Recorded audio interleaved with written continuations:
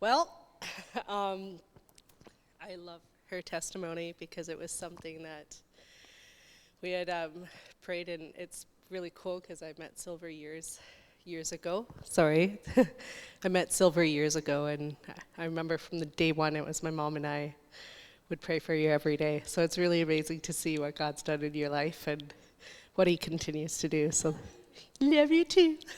Anyways, back to testimony. So my testimony starts about, I think, 3 weeks ago. I came up here, and after the service, I go to the back, and they have free books. And I look down, and there's this beautiful little Bible. It's kind of like worn and torn, but I read it, and I'm like, I love the translation. And then God's like, it's not for you, but I need you to pick it up. And I was like, okay. And it's funny because following a few days later, Bill calls and says, I'd like you to share a testimony. I'm like, okay, fantastic. I'm like, God, what do I share about? He goes, I'll tell you when. So time goes by. I'm like, God, it's getting close to the date. What do I share? He goes, I'll tell you when. So I'm waiting and waiting. I'm like, oh boy, do I take notes? He goes, no, just wait. I'll tell you when. So as time goes by, that little Bible, I read it and I love it. It's just beautiful.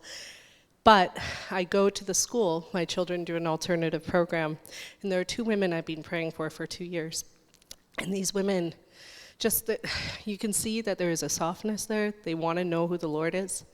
So it's funny because the one mother comes up and goes, Laurentia, I need you to explain to my daughter how man was created. I said, are we talking about birds and bees, or are we talking about how God created human beings? And she goes, well, human beings in general, like what did God do? And I said, that's very fascinating because God spoke and He said, let there be light. But you know what's fascinating is that God took the dust into His hands and formed man. And she kind of got quiet and she goes, interesting. And so I said, and then as we continue our conversation, I'm unloading scripture after scripture because it says tested to be approved, right? So she's like, oh, where is that stated? Oh, here. And so as this conversation increases, the other lady looks at me and she just says, you know, I've had the urge to start seeking out God. Never thought to do that in my life. And I was like, well, God's asked you to seek Him out. And so she goes, I want a Bible. And then God's like, you know that Bible I gave you? It's for her. And so I'm not joking. I look over and I'm like, oh. And she describes exactly what she wanted. She wanted very small, easy to read, good translation where it's not confusing. So I handed it to her.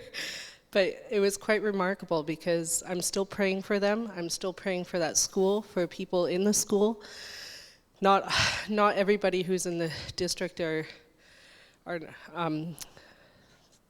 some of them are really, truly seeking the Lord. And it's pretty amazing where God puts us in positions of life.